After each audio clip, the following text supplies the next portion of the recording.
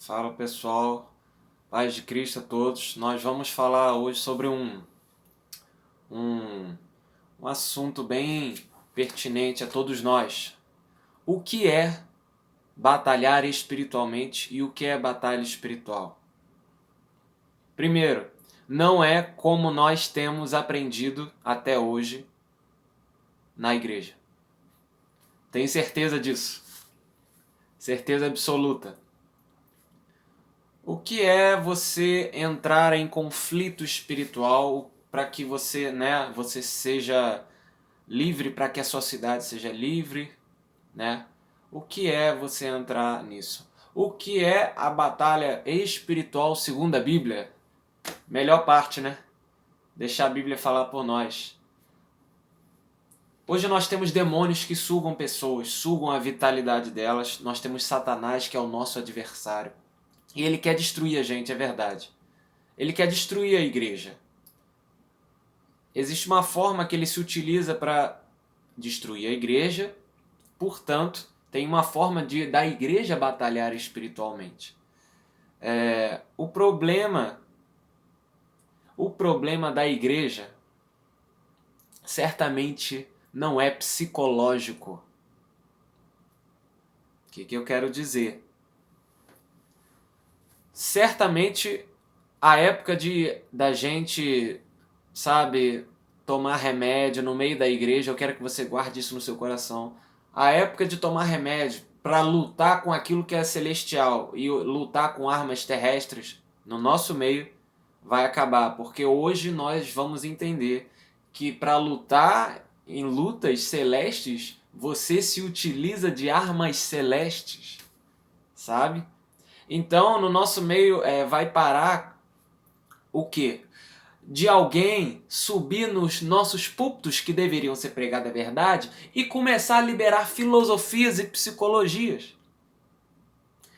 Qual é o problema de você pegar o púlpito, que é um lugar exclusivo para a manifestação da doutrina de Deus, da verdade, e jogar psicologia e filosofia ali dentro? O problema é que tu vai perverter a verdade e as pessoas vão achar que os problemas dela são problemas de natureza filosófica e psicológica. Mas deixa eu te falar um negócio, presta atenção agora. O problema da humanidade começou lá no Éden. Ele não é um problema psicológico. Ele é um problema teológico. Sabe por quê? Para pensar. Você imagina todas as pessoas sofrendo agora dentro da igreja. Lá, herança lá do Éden, né? Da queda. Não é psicológica. Aliás, por mais que os nossos problemas se deem no psicológico, a raiz não é psicológica.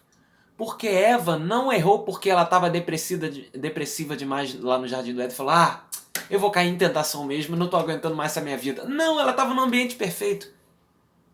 Ela caiu num problema teológico quando ela desobedece e é enganada acerca daquilo que é a ordem de Deus e aquilo que não é. Quando ela é enganada por uma falsa doutrina, ela cai. Ela começa a ter dores de parto, ela começa a ter uma vida desgraçada sem a graça de Deus, né? Uma vida desgraçada. Ela começa a ter uma vida desgraçada, cheia de dor, cheia de peso. Não é por causa de um psicológico despreparado. Saiba disso, não é porque ela tinha um coach ruim do lado dela. Não, ela tinha Adão e tinha o próprio Deus para ensinar. Não, não é. A raiz da batalha espiritual, porque a gente batalha espiritualmente, é um problema teológico e não psicológico. Coloque a psicologia no consultório. Coloque a filosofia na sala de aula. Mas lugar de púlpito é lugar de libertação através da verdade, porque foi por falta de verdade que tudo isso tá do jeito que tá hoje. Não por causa de um psicológico fraco. Vamos apontar para a raiz das coisas. A batalha espiritual de todo crente é um problema teológico e não psicológico. Porque começou na quebra de uma doutrina. Então, quando nós restauramos o pensamento de Deus dentro dos nossos pensamentos, a cura vem, o novo pacto, não é? Tô rindo aqui porque eu lembro de uma música da Cassiane que eu gosto muito. A cura logo vem, Não há como impedir. Eu gosto muito de Cassiano. Mas vamos lá. É o problema teológico. Então o que acontece? Presta atenção aqui. A forma que a gente se utilizou da batalha espiritual foi muito equivocada. Muita gritaria, muito esforço. Assim como muitas coisas e práticas que a gente vem adotando dentro da igreja. Raiz de iniquidade, essa heresia aí que a cruz já levou e é só a gente se apossar dela. Sabe? Muitas coisas equivocadas. Muita gente boa de Deus pode ser ensinando isso, mas é heresia. Tá errado.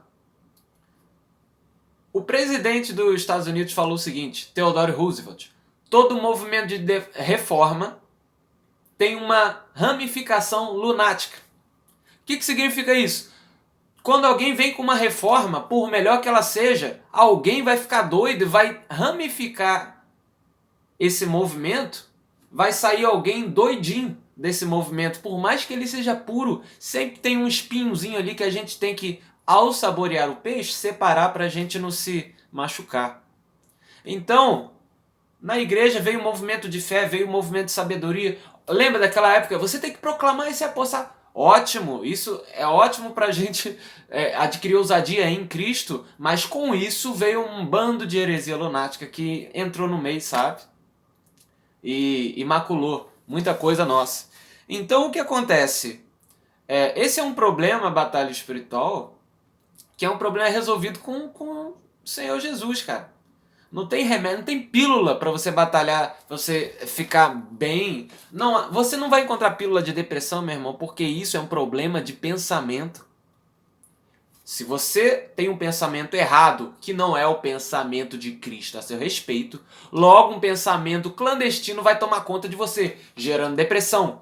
Não se coloca pílula para depressão porque ele é um problema de ordem espiritual, que se dá no psicológico, através do psicológico. Mas a raiz é um pensamento clandestino, errado, que você está cultivando dentro de você. O problema é cultura inversa, meu amigo. O problema é doutrina inversa, sabe por quê? A batalha espiritual começa quando Satanás se infiltra no Éden para inserir uma cultura, um pensamento clandestino. Até ali, só a verdade de Deus prevalecia, não é verdade? O mandamento de Deus. Satanás se infiltra e lança um pensamento clandestino. Agora, para te provar isso, escuta essa passagem que você já deve ter ouvido, mas você não tinha entendido em primeira mão. Escuta. Deuteronômio 22, verso 9. Olha isso. Não semearás a tua vinha com duas espécies de semente, para que não degenere o fruto da semente que você semeou na sua vinha. O problema começou quando Satanás semeou uma segunda semente. O seu problema, igreja, todos os esforços que você tem feito para se curar, eles são feitos, são resolvidos quando você passa a ser um agricultor de uma semente só. O problema é que na igreja misturamos semente. E o que acontece quando você mistura duas culturas? Semente é palavra, é pensamento, é cultura. Lembra? Saiu o semeador a semear e as aves comeram no meio do caminho. É o evangelho, é a cultura que você está pensando. Semeou duas, misturou, o que a palavra fala? Degenera o fruto. A raiz, igreja, das suas mazelas não são psicológicas. Foi porque você misturou a semente, pensamento. Então, como é que se resolve isso? Simples. Eva caiu no jardim por ter misturado uma cultura, certo? Né? Antes de eu continuar, eu vou... parênteses aqui. Eu ia abrir um parênteses, mas eu esqueci. Então Eva, ela cai numa cultura, em uma doutrina. Como que Jesus resolveu isso? Milhares de anos depois, sabe? Ele vai no deserto. Ele entra para ser tentado. Veja que a batalha não é psicológica e nem biológica, irmão. Para de tratar com biologia aquilo que é do céu. Ele entra no deserto para ser tentado. E como que ele resolve? Como que ele entra em batalha espiritual legítima? Simples. Satanás tenta fazer com Jesus o que ele fez com Eva. Ele entra e começa a lançar uma semente, uma cultura diferente, um pensamento. Ele fala assim, transforma essas pedras em pães, porque a palavra fala, né? O que você ordenar vai acontecer. Aí Jesus, diferente de Eva, e diferente de nós, e diferente dos hebreus que falharam todos no deserto, em suas batalhas espirituais, ele entra com a cultura celeste e fala, não, porque nem só de pão vive o homem, mas de toda palavra. Repara que ele vai lançando a sabedoria de Deus, e o diabo vai se recuando, vai retraindo. E aí ele vai lançando, e cada vez que Satanás lança uma semente adversa, Jesus responde com a semente celestial, com a verdade, com a doutrina, com a própria mente do Pai imprimida dentro de Jesus, ele responde a Satanás. Essas são as armas espirituais, a própria sabedoria de Deus. E ele vence dessa maneira. E aí a gente entende como batalhar espiritualmente. E agora eu quero lançar o fundamento correto. O que é então batalhar espiritualmente? Efésios 3:10. Para que, pela igreja, a multiforme sabedoria de Deus seja conhecida agora nas regiões celestes, nos principados e potestades. Olha o que Deus fez em Jesus a nosso favor. Deus escolheu Jesus para capacitar a igreja a manifestar a sua sabedoria nas regiões celestes diante de anjos e demônios. Consegue entender isso? Consegue entender como se batalha espiritualmente? Demônio não se intimida pelo seu esforço, pelo seu suor, pelo seu jejum, nem pela sua gritaria. A única coisa que afugenta Satanás e, consequentemente, toda a dor e os demônios é a proclamação da sabedoria de Deus. Consegue entender isso? E aí a gente começa a entender um monte de coisa que a gente fez errado. A gente gritava muito. A gente dava ordens para demônios e eles não se intimidavam pela nossa gritaria. Quando eles olhavam para nós, eles viam o que nós sabíamos acerca do nosso Pai. Como nós não tínhamos preocupação em ser íntimos, apenas em fazer obras incessantes, eles olhavam, bom, esse cara não me intimida porque ele está completamente vazio da intimidade do seu Pai e da sua sabedoria, então eu vou continuar aqui. Sabe? E aí, você entende Oséias, capítulo 6, eu acho que está no 6, se eu não me engano. O meu povo perece por... Ele perece, como é que ele fala? Sim, eu tô ligado, mas meu povo perece por falta de conhecimento. Ele não perece por ausência, ele não perece por abundância de inimigos. Deixa eu te falar, o nosso problema não é o aborto ou o homossexualismo. O nosso problema não são os comunistas. Parece que o problema do mundo não é mais pecado, é comunista. É muito engraçado isso. Mas olha só, o nosso problema da igreja do Brasil não é comunismo. O problema é que o meu povo perece por falta de conhecimento de Deus. É assim que a batalha espiritual é perdida. Nesse território, porque a batalha começou numa doutrina, numa verdade. E aí, vamos lá, e aí você entende como você vai batalhar, você tem que estar munido. Efésios 6 fala, nossa luta não é contra carne e sangue, nem comunista, mas contra os principados e potestades nas regiões celestes. E outra, você não vai, e nem precisa diretamente a eles, não precisa. A gente expulsa demônios, sim, nós expulsamos demônios de pessoas diretamente, mas não é feita na cidade, autoridade, ou um excesso de gritaria. Você precisa conhecer quem você é e a sabedoria de Deus impartida dentro de você para você saber como e quando fazer. Então, você tem uma armadura, e essa armadura não é para você pegar e dar uma espadada na cara do demônio. Não, porque na verdade você está munido da verdade, como fala Efésios 6, e com a espada de quê? A espada da palavra de Deus, do Espírito.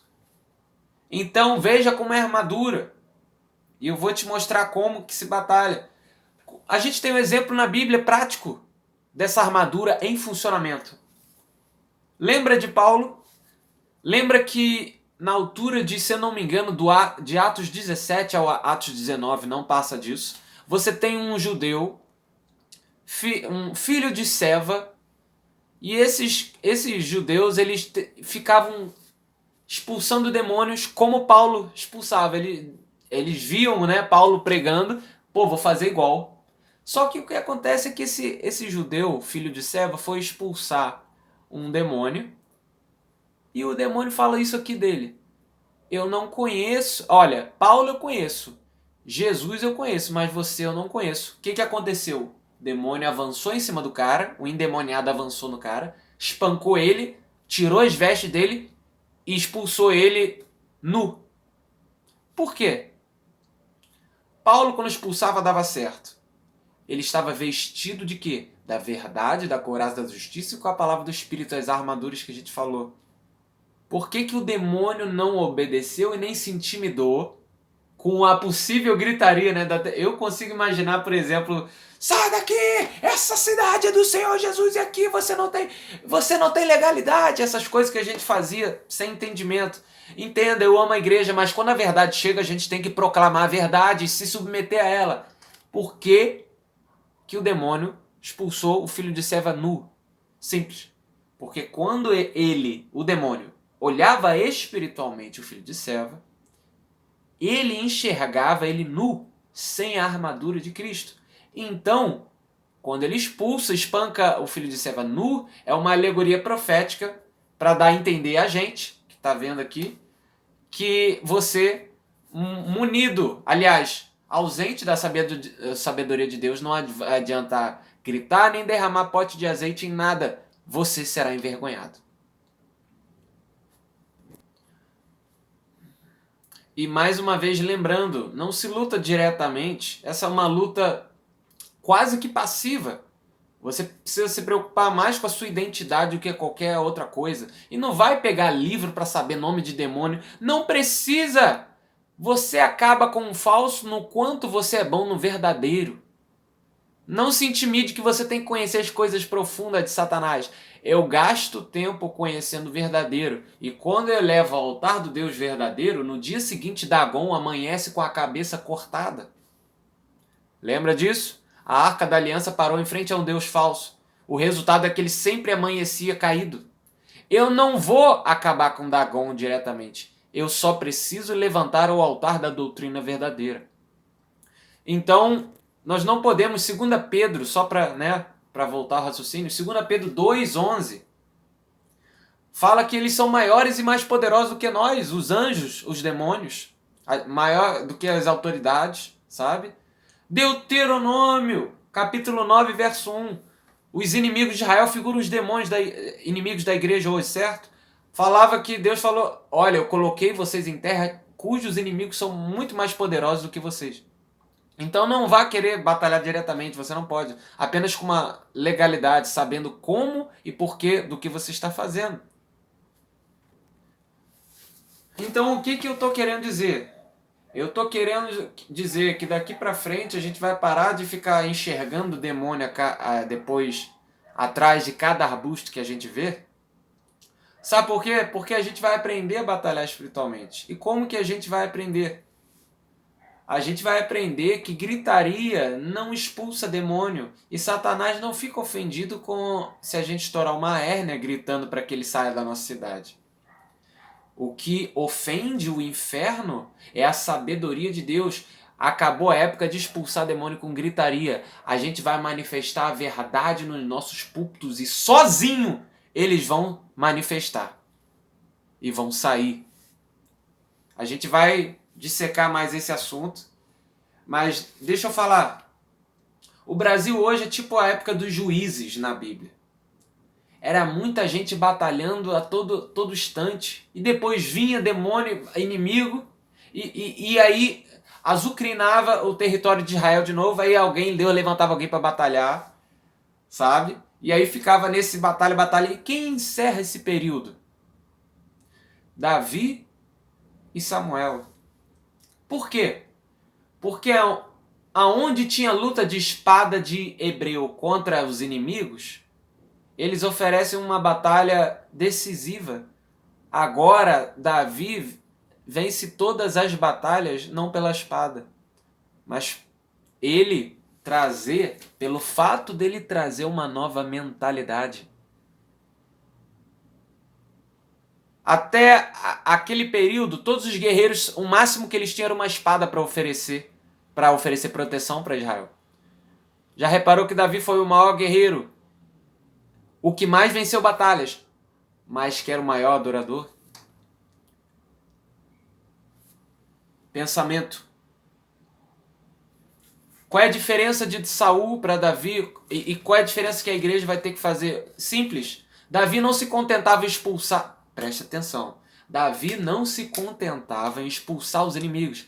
Até hoje, o que a igreja fazia? Era uma nação de libertadores. Qual é o problema de libertadores? É que eles só funcionam para libertar. Depois que está libertado, eles não conseguem saber o que tem que ser feito. Agora, Deus não tem compromisso com libertadores. Deus tem compromisso com pais, porque pais são libertadores e depois que eles libertarem, eles inserem uma doutrina. Filho meu, guarda o teu coração. Com tudo que tem, eu te peço o seu coração, porque eu quero ensinar. Está em Provérbios.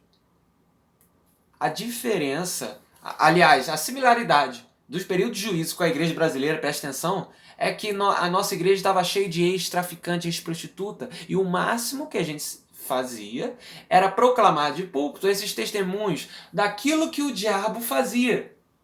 Mas olha só, o diabo não se ofende nem se intimida com aquilo que ele mesmo sabe o que ele fazia com as nossas vidas. Por isso que testemunho em cima de testemunho, nada acontece, o Brasil só piora.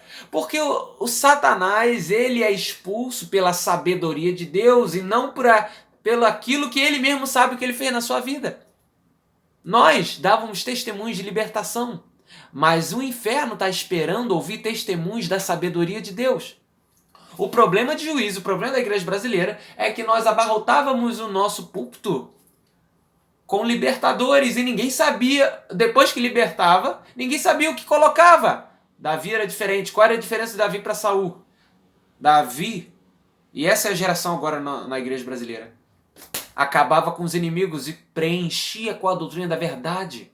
Porque quando ele vencia os inimigos, presta atenção, quando ele vencia, o que ele falou? Vinde, analise se isso é de Deus, se isso procede de Deus, porque agora eu vou pegar a arca da presença de Deus, ao qual não nos valemos dela nos dias de Saul, eu vou trazer para o centro da cidade.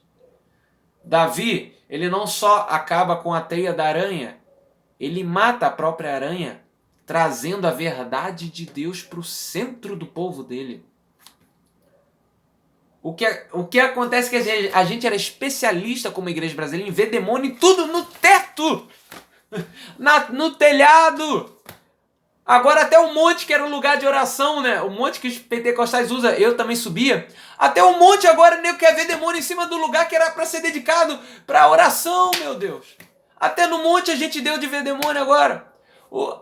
A gente tem que parar com isso.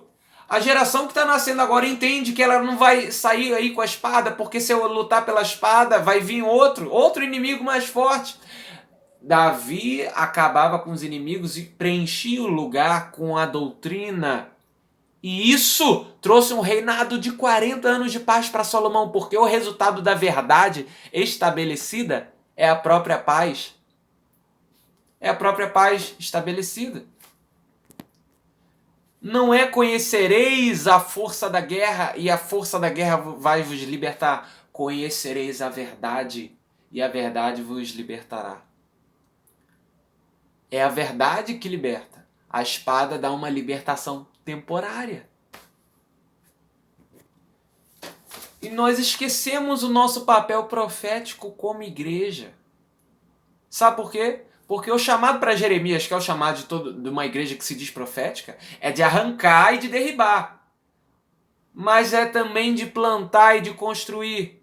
O problema é que a gente chegava, sai demônio, sai daqui. E a gente gostava desse negócio porque estava dando resultado, né? A gente gritava, saía, ó, Deus está comigo, a parada está funcionando, saiu. Só que a palavra fala que terreno... A palavra não fala isso, né? Eu que entendi. Cara, é como o Subirá diz. Terreno vazio, o que que fazem com ele? Jogam lixo. E o que que a gente fazia? Expulsava e deixava o terreno vazio, porque a gente não tinha intimidade suficiente para preencher com a verdade. Então o chamado profético da igreja é arrancar, mas depois de arrancar e desplantar, é plantar e construir. Porque terreno vazio joga um lixo. Estão entendendo o que é batalha espiritual aqui? Então você entende que está muito atrelado à identidade, sabe? Você tem percebido isso? A sabedoria de Deus, ela fica contida em você.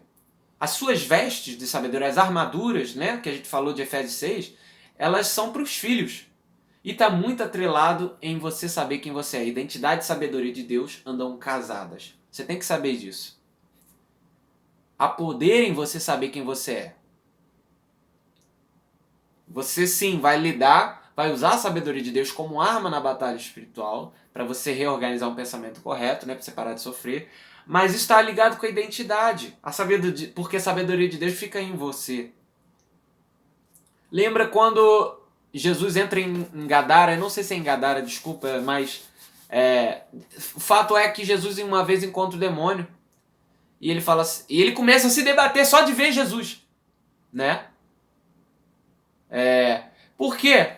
E aí ele fala o seguinte: ah, que temos nós contigo, filho? Bem sabemos quem você é, o Santo de Deus. O que deu um medo no demônio dele querer sair dali de frente de Jesus? Foi o quanto Jesus lia os livros de feitiçaria para saber dar nome a demônio, para saber qual é a característica? Ou será que foi a identidade de Jesus que metia medo no demônio? Tá entendendo? Lembra da tentação no deserto? Quando Satanás tentava, o que Satanás falava para Jesus? Se tu és o Filho de Deus, manda essas pedras. Se tu és o Filho de Deus, se joga de lá de cima. Se tu és o Filho de Deus, tudo na identidade. Então perceba que Jesus responde com a sabedoria de Deus, né? Mas perceba que também tudo tem a ver com a identidade. Se você saber quem é, você não vai titubear. Nós temos um testemunho, né? Nós fomos numa certa cidade. Eu, o pastor Micael, mais algumas pessoas.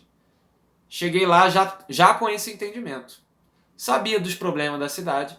Só me limitei a fluir no meu amado. Sabendo quem eu sou, sabe? E aí comecei a falar Cantares, meu livro preferido da Bíblia até agora. Comecei a falar da beleza e proclamar a beleza dele. Usei o púlpito para como ele tem que ser usado. Resultado, Micael diz isso. Eu mesmo não vi. Micael diz: saem os católicos adoidadamente da cidade e começam um burburinho na cidade. Qual é o assunto da cidade enquanto eu estava pregando e nem sabia disso? Chegaram os pastores aí do Rio. E, pelo amor de Deus, entenda que isso é para a glória dele. Eu não sou arrogante, não. Escuta! O assunto da cidade era: chegaram os pastores do Rio de Janeiro. O terror tá caindo lá dentro. O terror de Deus. E aí começa a sair católica das igrejas, começa a sair católicos, assembleano começa a deixar suas igrejas, começa a entrar na igreja que a gente estava. E aí, de repente, estoura o poder de Deus, porque as pessoas... Quem não estava caindo, eu vi gente, eu me lembro que vagamente de ver gente mergulhando. Quem não estava caindo, eu vi um cara mergulhando. Puxa, tá tudo caindo. O cara mergulhou de cara pro chão, porque ele queria... Puxa, se para receber o poder de Deus é isso, eu também quero. Ele nem sabia, ele nem queria saber de como fazer, ele só queria. E começa uma loucura, porque era gente vindo de tudo quanto é lugar naquela igreja. E aí começa a cura. E aí tentaram terminar, segurar o microfone. E eu lembro eu queria terminar, mas eu não tô conseguindo. E aí, couro comendo. E aí o problema, os bêbados da cidade. E de repente começa a cair o protótipo de avivamento. Porque os bares, como o Micael me disse, começam a fechar. Eu não falei diretamente para que bebedice que embriaguez era pecado. Eu só proclamei o quão belo meu amado é. Só manifestei a identidade, a sabedoria de Deus. E essas coisas foram acontecendo. Começou a fechar. o assunto era o poder de Deus na cidade. E aí começou a fechar. Quem era bêbado, quem tinha dívida, pagava dívida. Eu mandei alguém de púlpito, eu falei que endividado, eu falei que acumular dívida era pecado. Não! Eu só proclamei a sabedoria de Deus e todas as coisas começaram a ir para os seus lugares. Ei, deixa eu te falar, igreja. Você vai aprender a batalhar espiritualmente, mas é munido da sabedoria de Deus. E você vai ver... Enquanto essas coisas estavam acontecendo, sabe o que eu estava fazendo? Eu estava dançando. Enquanto eu estava dançando adoidadamente para o meu amado, vendo Jesus rindo na rua, porque eu tive essa visão, ó, meu amado está ali na rua, está rindo pra gente. No meio dessas coisas, as pessoas foram sendo salvas e libertas. Existe um caminho mais fácil, igreja, e não é o caminho que a gente está fazendo agora, procurando demônio no telhado. Pelo amor de Deus, alguém me ajude! Sabe? Existe um caminho mais fácil. Deixa eu te falar esse caminho, posso pregar para você agora? Lucas capítulo 4, versículo 31. Na prática, como que isso vai fluir? Escuta como é que vai ser a batalha espiritual minha e sua e da igreja daqui para frente. E desceu Jesus a Cafarnaum, cidade da Galileia, e os ensinava no sábado. Né? 33. Lucas 4,33 agora. Achava-se na sinagoga, um homem possesso de um espírito de demônio imundo. E bradou em alta voz: Ah, que temos nós contigo, Jesus Nazareno. Aquele que eu falei, aquele demônio. Vieste para perder-nos? Bem eu sei quem você é, o Santo de Deus. Então vê como é que ensino sabedoria de Deus. Identidade andou atrelado. Olha só, preste atenção. Mas Jesus o repreendeu dizendo: Cala-te e sai desse homem. O demônio, depois de ter estribuchado na terra, saiu no meio de todos. Todos ficaram grandemente admirados e falaram: que palavra é essa? Não, que gritaria é essa? Que palavra é essa? Que autoridade é essa? Que poder? Porque ele ordena os espíritos imundos e eles saem. E a sua fama corria por todos os lugares. Ei, alguma similaridade e semelhança com Efésios 3,10?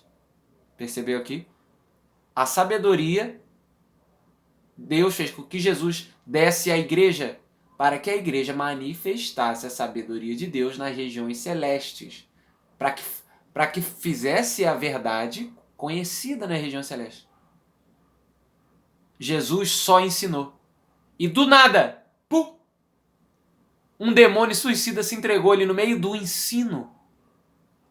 No meio do ensino ele apareceu. E com o ensino da verdade, ele saiu. E outra, último verso, e a sua fama corria por todos os lugares. Manifestado e conhecido na região celeste, Efésios 3,10. Você entende como é que o negócio funciona? Você entende como é que daqui para frente a gente vai lidar? Esses são dias que a gente vai estar pregando a verdade e tendo compromisso com a verdade, da parte da verdade, porque não adianta pregar a verdade se você não veio da parte da verdade. Paulo falou que ele pregava a verdade da parte de Deus. Falamos de Deus na parte de Deus. Enviado, porque quem não foi enviado pode estar falando a verdade e é falso profeta. Balaão, o que ele falava era verdade, tá? Só que Deus não era com ele. Então existe falando da verdade, da parte da verdade. Esses são dias que os demônios não vão mais ser expulsos por gritaria. A gente vai manifestar a verdade e eles vão se entregar no meio do ensino profético verdadeiro. Você crê nisso? Eu creio com todas as minhas forças. Daniel, capítulo 9. Ele entende pela palavra, sabedoria, pela palavra que os anos do cativeiro de Israel estavam para acabar. Ele se coloca em joelhos e começa a orar. O anjo vem e começa a revelar um monte de coisa para ele. Né? Capítulo 10, o resultado dessa oração começa a se disseminar nas regiões celestes. Por quê? Porque Miguel aparece de novo para Daniel. Aquela oração surtia efeito. Agora, o que acontece? Miguel chega e fala, olha, aí ele fala algo parecido. Teve uma demora porque o príncipe da Pérsia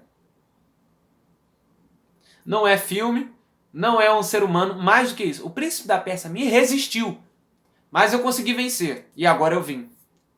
A oração de Daniel reverberou e ecoou nas regiões celestes. Nossa batalha é contra os principados e potestades desse mundo. O príncipe da Pérsia era o principado da Pérsia, onde Daniel estava. A oração de Daniel, por ele ter entendido na palavra, lembra que eu falei? E entendendo pela palavra, entendi que os anos de Israel cativeiro estavam para acabar. A sabedoria ecoou na região celeste e afetou o príncipe da Pérsia. Eclodiu lá, explodiu lá. E o resultado foi que anos depois, logo a Pérsia, foi Ciro que mandou os hebreus serem libertos. Olha isso! E outra, não precisa estar no lugar. Daniel, do sofá dele, meus amigos, repreendeu o demônio que estribuchou e fez Ciro emitir o decreto para a libertação do povo de Israel. Eu posso entrar em batalha no meu sofá tomando suco de laranja, desde que eu saiba o que eu estou fazendo e que cultura eu estou me utilizando. É mais fácil, eu nem preciso viajar. Daqui eu emito um decreto sabendo o que tem que ser feito. E lá Deus começa a operar. Existe um caminho mais fácil, igreja. Existe um caminho mais fácil. Você está entendendo? Se você não tiver, volta tudo o vídeo todo, porque eu sei que pode ser novo para muita gente, mas volte, rebobine, até entrar na sua mente. Até entrar na mente. É assim, como igreja, que a gente vai proceder daqui para frente. Loucura, né? Então, os nossos problemas depressivos da igreja, agora vai vir libertação, cura para a igreja, na medida que ela conhece a sabedoria de Deus, né? Na forma de uma paternidade, na forma da sua filiação. À medida que você casa a sabedoria de Deus com a sua identidade, você será liberto. Conhecereis não a espada, mas a verdade, e ela vos libertará. Então agora, a psicologia vai ter que ficar no lugar dela, a filosofia vai ter que ficar na sala de aula, porque agora os nossos púlpitos vão ser manifesto doutrina. Porque não é gritaria que expulsa potestade nem principado. Agora chegou a época de expulsar demônio com doutrina. Do modo como sempre foi.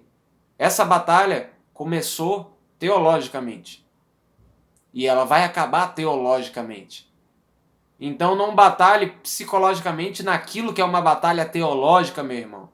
Não coloque pílula para aquilo que é de natureza espiritual. Ah, tá chegando um novo tempo para a igreja. As nossas prioridades vão ter que mudar. Sabe, nosso enfoque vai ter que mudar. Vamos colocar as coisas no seu devido lugar, sabe? Só mais um último raciocínio. Perceba que tudo, né, na igreja era temporário. Tudo passava. Até o cantor gospel a gente contava os dias que ele ia cair, porque é certo. Depois que ele cantasse as músicas dele e o testemunho dele reverberasse por todo o Brasil, ele ia cair. A gente tem visto isso, infelizmente, até hoje. Todos os nossos programas e métodos têm sido temporários. E por quê? Porque eles não tinham fundamento. Fundamento é contra movimentos. O problema dos movimentos dentro da igreja é que chega uma hora que eles param de se movimentar. Por quê? Porque não tinha fundamento.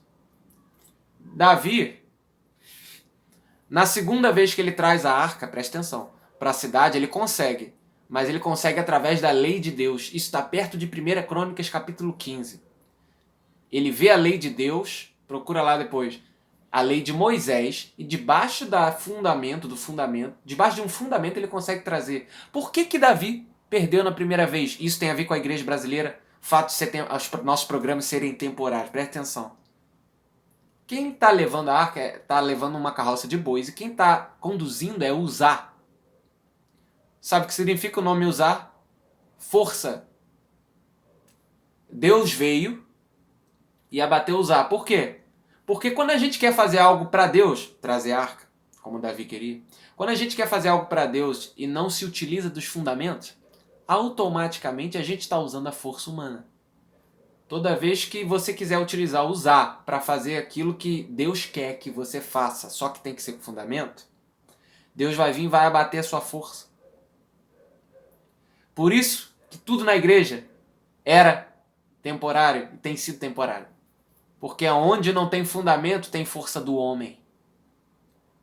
E toda vez Deus tem que ir destruir as nossas obras. Toda a igreja está dando certo, vai parar de dar certo, todo programa. Ah, eu sei todos os programas aí. Encontro com Deus, PNL, tudo. Vai lá, Casa do Julgamento, Escolhi Esperar. Eu posso dar nome aqui. E são todos meus irmãos, eu amo todos, mas eu tenho que confessar, é muita estratégia para pouca autoridade. Porque onde tem excesso de estratégia tem pouca autoridade, vá me desculpar. Porque a autoridade é uma palavra só, cara. Onde tem excesso de estratégia tem falta de poder, porque o poder resolve todas as coisas, cara. Estão entendendo o que eu tô falando, cara? Você tem que vibrar com isso. Essa é a verdade, cara. Eu tô falando algo, eu sinto, eu sei que é. Eu sei quem tenho crido. Então tá chegando uma nova era para a igreja, uma era verdadeira, o ano do Senhor, que a gente tanto fala. É o ano do Senhor. Então, vamos prosseguir nesse entendimento, sabe? Vamos prosseguir. Então, se você não entendeu, volta tudo, mas assimile isso em nome de Jesus. Sabe? É assim que a gente vai caminhar em nome de Jesus.